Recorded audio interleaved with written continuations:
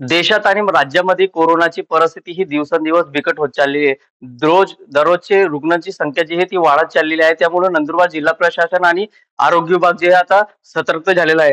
जिल्हा प्रशासनाच्या वतीने कोरोना रुग्णांसाठी हा वार्ड तयार करण्यात आलेला आहे. या वॉर्डमध्ये अत्याधुनिक अशा सेवा ज्या आहेत त्या देण्यात आलेल्या आहेत. यात बेड असतील, व्हेंटिलेटर असतील, या मॉनिटर असतील, या सर्व गोष्टी ज्या आहेत त्या आधुनिक पद्धतीच्या आहेत. त्यामुळं जर रुग्ण आढळला तर याला तात्काळ सेवा मिळावी यासाठी आरोग्य विभागाच्या वतीने सर्वस्व तयारी जी आहे ते पूर्ण करण्यात आलेला आहे. तर दुसरीकडे कुठल्याही रुग्णाला जर त्रास होत असेल तर याच्यासाठी टेस्टिंगसाठी देखील किट जे आहे ते पूर्णपणे तयार करून ठेवण्यात आलेलं आहे.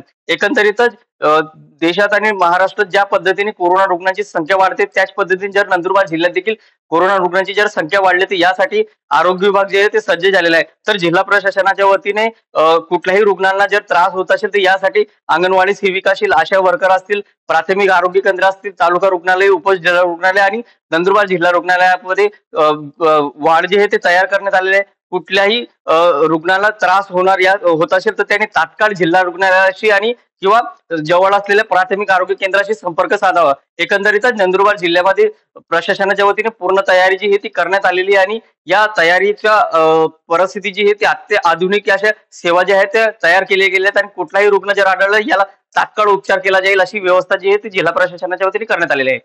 जितेंद्र बैसाना, टीव्ही 9 मराठी, नंदुरबार.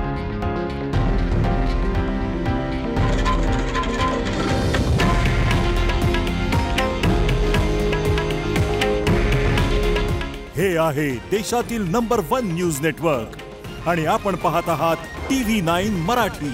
काळजी तुमची, हित महाराष्ट्राचं.